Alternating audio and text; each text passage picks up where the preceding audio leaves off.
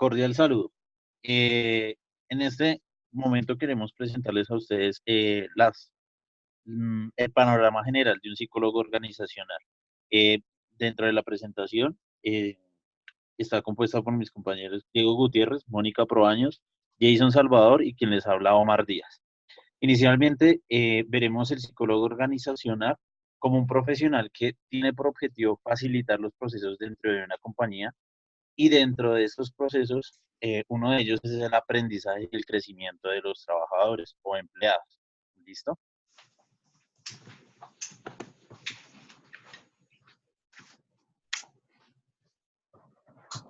Es importante entonces aquí preguntarnos qué es el aprendizaje. El aprendizaje a nivel general se puede entender como el incremento de conocimientos y o habilidades causados por algún tipo de experiencia. Dentro de las grandes teorías del aprendizaje existen algunos autores que dividen el aprendizaje por tipos. Es el caso, por ejemplo, de Powell, Van Damme y Vandenberg, que dividen el aprendizaje como diario, autodirigido y preestructurado. El aprendizaje diario es el entendido como el aprendizaje que se adquiere por la interacción y la dinámica que el trabajador tiene el día a día dentro de su cargo y con sus compañeros. El aprendizaje autodirigido es el denominado informal o autoadministrado. Es el cual el colaborador eh, realiza para aprender más sobre su cargo o sobre sus funciones. Finalmente, el aprendizaje preestructurado es el aprendizaje guiado que dentro de las compañías se entiende como capacitación y entrenamiento.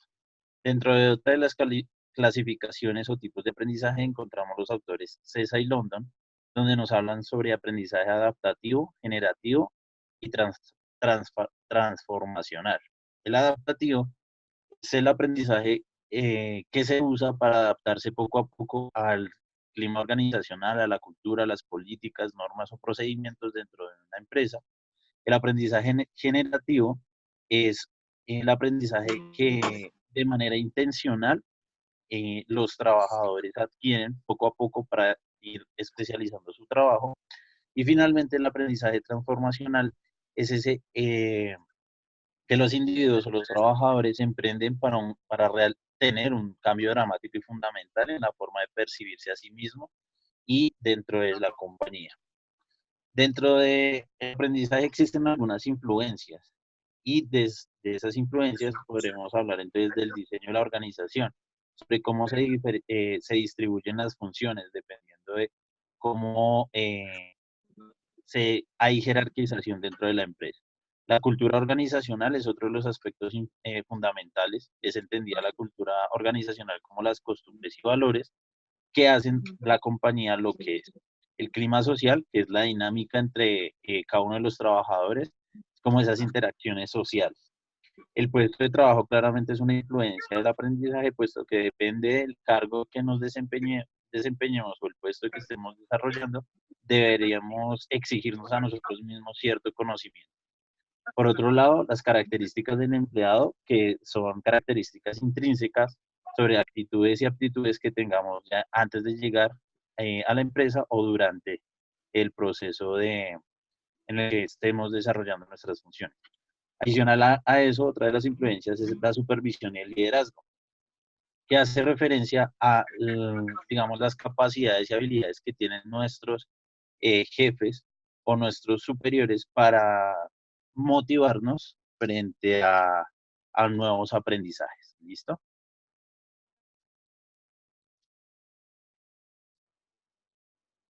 Otra de las influencias importantes es el desarrollo personal. Entonces, en este punto se tienen en cuenta las actividades formativas que realiza la compañía para sus empleados. Entonces, hablamos de un aprendizaje formal como son las capacitaciones, delegaciones de proyectos y demás. Otro de los aspectos o influencias importantes es el sistema de gestión de desempeño. Se refiere a los objetivos que tiene la compañía acerca del desarrollo de los trabajadores y sobre su especialización. Entonces, dentro de esto encontramos la evaluación de desempeño, por ejemplo. Otro de las influencias es los incentivos y recompensas que nos den a nosotros como trabajadores a la hora de inculcar el aprendizaje dentro de la compañía. Entonces, beneficios como empleado del mes o el pago de los mismos estudios hacen que nos motivemos para seguir aprendiendo. El aprendizaje formal, como ya lo había mencionado, es ese entrenamiento y capacitaciones que se desarrollan para conocer procesos establecidos. Y finalmente el aprendizaje informal, que son aquellos conocimientos que el empleado adquiere por voluntad propia para especializarse dentro de su cargo o para generar un proceso de desarrollo dentro de la compañía y tener así un escalamiento. ¿Listo? Ahora bien, estamos hablando que el psicólogo no solo interviene dentro del proceso de aprendizaje y desarrollo del trabajador, sino que adicional a eso tiene otros campos de acción, otros procesos en los cuales debe desenvolverse. Entonces, tenemos inicialmente la supervisión, que es identificar y desarrollar competencias de los trabajadores y de otros importantes procesos, que sería la supervisión inicialmente. Seguido de esto, la selección de supervisores. Entonces, el psicólogo organizacional no debe trabajar solo, sino que debe estar acompañado por, digamos que, supervisores que le puedan ayudar a identificar qué personas se pueden desarrollar más fácilmente y qué habilidades. Personal, pues, es un ente o un puente el cual está intermedio entre la empresa y los trabajadores. Entonces, él transmite la información hacia juntas directivas y demás para crear capacitaciones que valgan la pena. Uno de los procesos indispensables del psicólogo organizacional es la selección de personal. Y en este es donde se evalúa inicialmente las habilidades del trabajador y cuáles se pueden explotar más adelante o se pueden desarrollar mejor. Eh, la capacitación del personal, siendo como psicólogos digamos, un generador de cambio, se pueden diseñar y desarrollar capacitaciones. En el puesto, apoyo de rediseño de puestos de trabajo. Entonces, a partir de las evaluaciones que se desarrolla o desarrolla el psicólogo organizacional, puede crear nuevos puestos de trabajo con el fin de incentivar el aprendizaje del empleado. Desarrollo personal, como lo hemos venido tratando durante estos temas, es importante para el psicólogo organizacional, puesto que es una forma de premiar a los trabajadores. Por otro lado está la gestión del desempeño, el cual se divide en dos, que es la evaluación de desempeño, no como una herramienta para dictaminar si una persona debe seguir o no en la empresa, sino como la oportunidad de mejora de los trabajadores. Y finalmente, pues, de acuerdo a los resultados de una evaluación de desempeño, se pueden crear capacitaciones tanto a los trabajadores como a los supervisores, puesto que ellos serán quien trabajen mancomunadamente con el psicólogo para tener un mayor desarrollo del personal. ¿Listo? Bueno, otra de las funciones que tiene un psicólogo organizacional tiene que ver directamente con los incentivos y las recompensas. El psicólogo organizacional está en la capacidad de diseñar o sugerir algunos sistemas de recompensas con el fin de ayudar a incentivar a que los empleados de forma integral mejoren sus competencias y de esta forma tanto la compañía como el mismo empleado se vea beneficiado. Por otro lado, tenemos el aprendizaje formal. Recordemos que las compañías están en constante cambio, entonces lo que busca una compañía es invertir recursos físicos, económicos y de conocimiento hacia los psicólogos organizacionales y por esto los envían a procesos de aprendizaje en donde puedan tocar temáticas como liderazgo, la motivación, resolución de conflictos con el fin de que ellos desplieguen todas sus capacidades a la hora de intervenir en la organización. En cuanto al aprendizaje informal, pues la idea es que ellos realicen actividades de reforzamiento del conocimiento a través de la experiencia. Tenemos dos actividades bastante creativas y muy importantes. Tenemos el Action Learning, que tiene que ver, esto se trata de crear grupos de trabajo con diferentes empleados de distintas áreas, de distintas funciones, y con el fin de darles una tarea. De esta forma, lo que busca la compañía es que esa tarea se resuelva de forma mancomunada y ellos aprenden de esa situación y resolver el problema. Por otro lado, tenemos el debriefing. Sí, ya tiene que ver directamente el psicólogo organizacional con el empleado, en el que se realizan las tareas realizadas y donde se van a ver los pros y los contras, los aciertos y las fallas que se hayan tenido en el desarrollo de esa actividad. ¿Listo? Cambiando un poco de tema, podemos tomar el diagnóstico y la perspectiva de la administración de recursos humanos. Esto tiene que ver directamente con la investigación en la administración de personas. Pero pues nos preguntaremos para qué sirve esto. Esto nos sirve para tener fundamentos teóricos para que en el momento de la toma de decisiones todo sea un poco más regular. Además de que estas investigaciones que se realizan en las compañías es una forma de crear conocimiento en recursos humanos para que en futuras generaciones se puedan tomar. Dentro de la investigación de las personas tenemos 4 bases. Tenemos el desarrollo del capital humano. Estas investigaciones van dirigidas directamente a las necesidades, dependiendo de los roles que tengan los empleados. Entonces, de esta forma, se ponen en contraposición los conocimientos y las habilidades que tengan las personas respecto a la actividad que realizan. También tenemos la selección personal, que básicamente es la validación de una forma técnica el proceso para que este proceso sea minucioso y asertivo. La investigación va dirigida directamente a procesos de entrevistas, pruebas, exámenes físicos y o psicológicos, entre otros.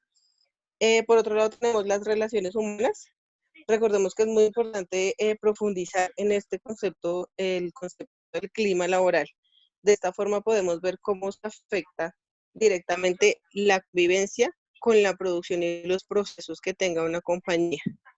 Y pues de paso la economía. Recordemos que si no hay un equilibrio entre estas dos cosas, pues la compañía es la que sufre, no solo los colaboradores. Y por último tenemos la remuneración y los incentivos. Ya mi compañero lo ha mencionado, pues la definición. Y dentro de estas políticas de remuneración, la idea es que haya una equidad, equilibrio entre funciones y pagos. Y hay métodos de hacerlo. Tenemos la motivación, pues que tiene que ver directamente con la superación de los obstáculos que se le pongan a los colaboradores. Y remuneración que depende directamente de los incentivos y de las funciones jerárquicas que tenga cada empleado. Y por último tenemos los sistemas de gestión que van directamente relacionados con la orientación y el logro. ¿Listo?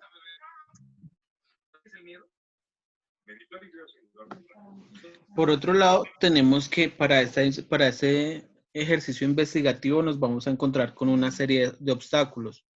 El primero de ellos y el más recurrente es la obtención de las bases de datos, entendiendo que esta recolección de información suele tornarse complicada con respecto a al material que se encuentra disponible al respecto. Otro punto es la poca colaboración que se tiene de las organizaciones, ya que no son muy abiertas a hacer a entregar la información que puede ser sensible para el mismo uso de la organización y afectar sus intereses pues de cada una de ellas. La siguiente variable que aquí podemos tener en cuenta es la heterogeneidad de los datos, ya que al contar con una escasa muestra de bases de datos, una poca colaboración, se suelen tener bases teóricas distintas, por lo cual los datos van a variar y van a ser un poco más complejo el proceso investigativo. Un siguiente apartado va a ser el instrumental técnico. Ello hace referencia a la ausencia de herramientas y técnicas para realizar estas investigaciones, ya que en el ámbito organizacional, debido a las complicaciones que mencionábamos previamente, suelen ser escasos los materiales que se encuentran de estudios al respecto. Una quinta variable que vamos a tener en estos obstáculos va a ser el personal idóneo. La formación, y especialmente en nuestro país, en Colombia, al respecto es escaso para el desarrollo de este tipo de investigaciones. si bien es cierto en varios campos del conocimiento las investigaciones tienen una serie de obstáculos importantes, aún más para el tema que que estamos tratando en este apartado. Si bien es cierto, hablamos de que tenemos estos obstáculos, o estos que son algunos de los obstáculos que se presentan al momento de hacer este tipo de investigaciones, también tenemos unas variables o unos argumentos que nos pueden ayudar a superar a superar los mismos. Los primeros son los avances tecnológicos. Ello, pues, contando que ya tenemos la posibilidad de hacer una sistematización de la información que nos pueda brindar de forma más precisa y rápida el acceso a esta misma. Otra opción u otra herramienta que podemos tomar para la superación de estos obstáculos es que en este momento se está poniendo en consideración la opción de que las empresas tengan que brindar la información sobre los procesos de gestión humano. ¿Ello para qué? Para facilitar el proceso de investigación y con ello mejorar condiciones para los trabajadores o colaboradores de cada una de las compañías. No solamente hablando desde la base operativa, sino también a niveles jerárquicos altos, tales como es el personal administrativo y demás superiores. Seguido a ello nos vamos a encontrar entonces con los desafíos que se van a generar con base a esta investigación. Por un lado vamos a tener entonces el cambio de percepción en la gestión del factor humano, ya que no vamos a, la tendencia en ese aspecto es a que cada vez más el personal tenga una opinión o una participación activa que le dé también poder de decisión sobre hasta sus mismos procesos de aprendizaje al interior de las compañías. Siguiente apartado es la inclusión cada vez más significativa de las mujeres y con personas en condición de discapacidad. Buscando esto, hacer un modelo más homogéneo de empresa en el que se permita la igualdad de oportunidades sin discriminar el tipos de sexo o religiones o, pues, como lo mencionan allí, condiciones de discapacidad.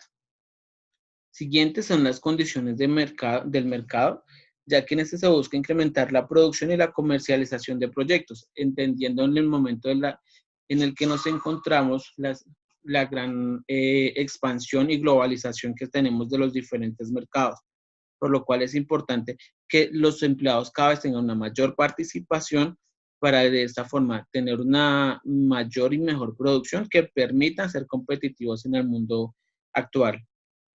El siguiente apartado es la potencialización de los conocimientos y las habilidades de los empleados.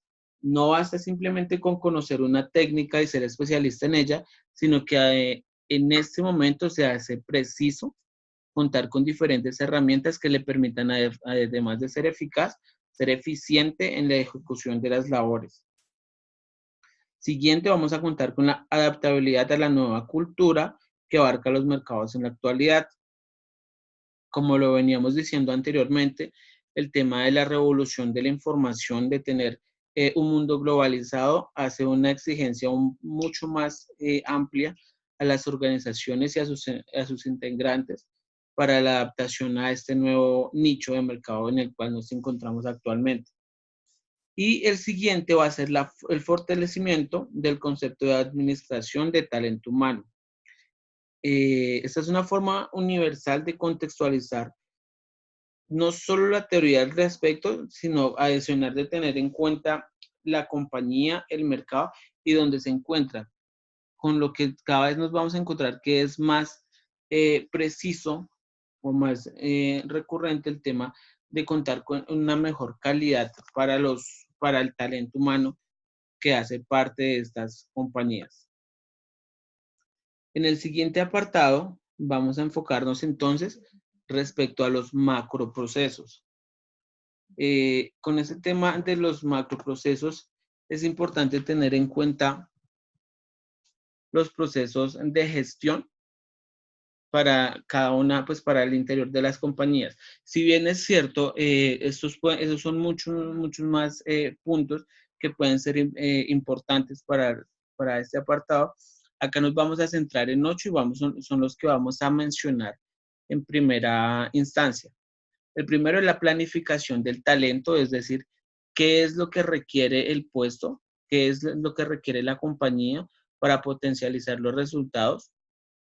El análisis y el diseño de los puestos de trabajo, ello entendido como la requisición que se va a hacer con un manual de funciones idóneo que abarque cada uno de los aspectos que se hacen inherentes al cargo que se esté solicitando. La cobertura de las necesidades del talento humano, acá estamos hablando que vamos a entrar en el proceso de reclutamiento y selección. Es importante no solamente hacer el proceso de reclutamiento y selección de personal, sino que adicional hacer una iniciación de los nuevos empleados, mostrar al empleado la cultura organizacional y el clima organizacional de las compañías, de tal forma que para ese sea más fácil el proceso de adaptación.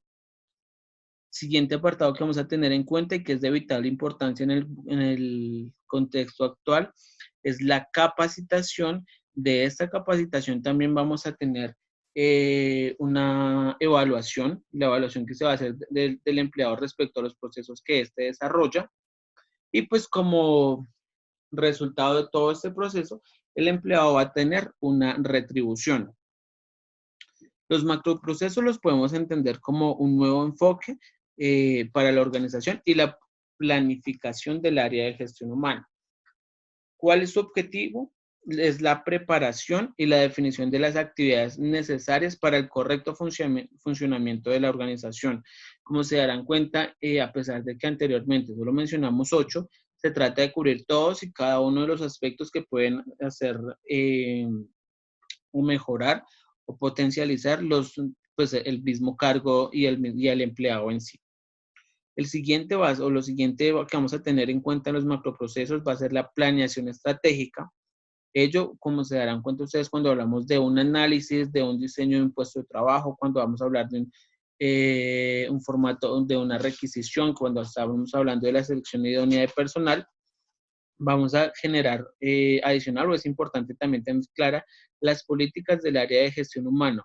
Estas que deben encauzarse claramente con las políticas de la compañía y el análisis y los diseños de los cargos. Por lo que les mencionaba, es importante que pues, no solamente se cuente con un empleado calificado para el cargo en sí, sino que este cargo esté diseñado de tal forma que pueda cubrir las necesidades de la compañía. Bueno, ahora vamos a empezar a trabajar el tema de macroprocesos. Digamos que Diego nos venía explicando así como muy a grosso modo. Sin embargo, vamos a empezar con la incorporación y adaptación de las personas a la organización, que es el primer macroproceso que vamos a revisar. El objetivo es la vinculación y la asimilación de las personas a las organizaciones y cómo éstas se alinean a la estrategia y hacen parte de la cultura para que con el tiempo empiecen a sumar valor. ¿Listo? Entonces, como nos explicaba Diego hace un momento, existe un proceso de requisición.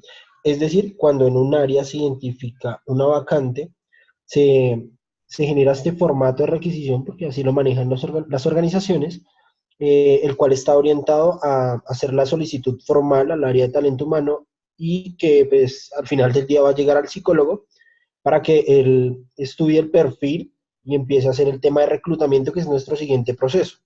Entonces, en ese reclutamiento se tienen en cuenta el tema de perfil de cargo, el manual de funciones, todo este tema que nos mencionaba Diego hace un momento, y después en las organizaciones se hace la selección del personal.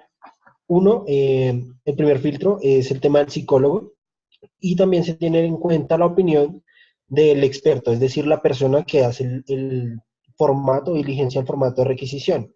Posteriormente pasamos a la etapa de contratación, que pues en Colombia nos rige nuestro Código Sustantivo del Trabajo, y es donde se formaliza entre la compañía y el nuevo colaborador esos nuevos términos laborales. ¿Listo? Posteriormente, para que la persona logre el objetivo de la asimilación, de la alineación con la estrategia y la cultura, se realiza un tema de socialización e inducción. ¿Qué quiere decir esto? Entonces, es un proceso en el cual la empresa o las empresas Le cuentan a las personas a qué se dedican, cuál es su misión, su visión y cuál es su propuesta de valor para el mercado. Bueno, ¿listo?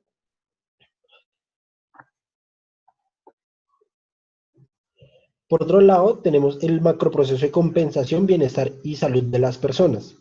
Este tiene como objetivo desarrollar el sistema para mantener motivados a los empleados y generar sostenibilidad dentro de la organización.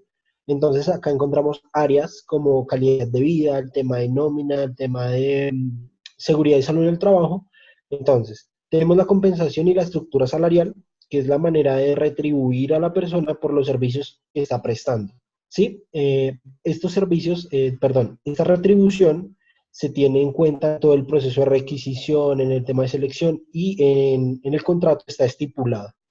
Los incentivos y beneficios, esta parte sí viene siendo lo que les comentaba sobre el área de calidad de vida, entonces que consiste en los beneficios que puede otorgar la compañía, sea la caja de compensación, sean actividades que se celebren en el año, que la empresa los tiene en cuenta, cumpleaños y demás. Está el tema de seguridad industrial y el sistema integrado de seguridad y salud en el trabajo, que pues ahora las compañías lo están tomando muy en cuenta y tenemos nuestra ARL ahí. ¿Listo? Tenemos el macroproceso de desarrollo del personal, que está muy orientado a las nuevas organizaciones.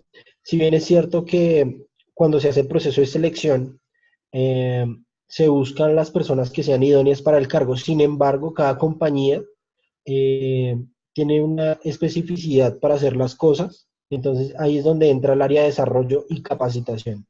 Entonces, digamos, se encuentra un talento en el que una persona pueda hacer temas de sucesión de cargo, planes de carrera.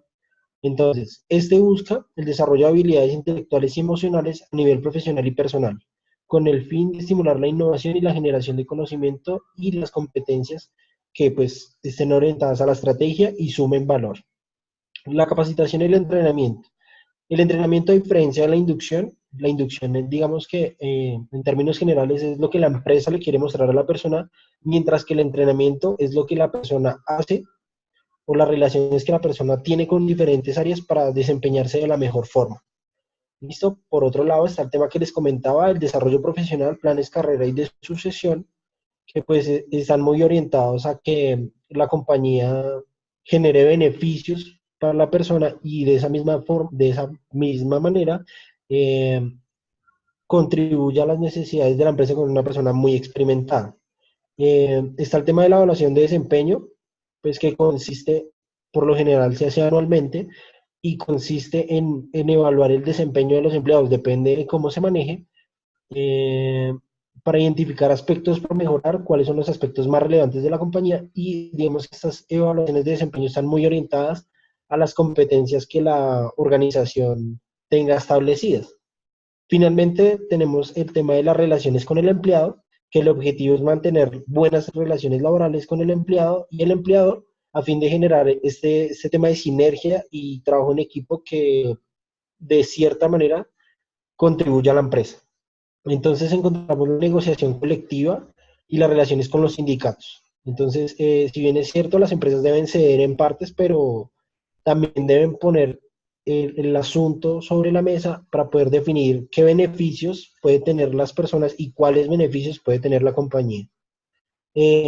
Está el tema de ruptura laboral.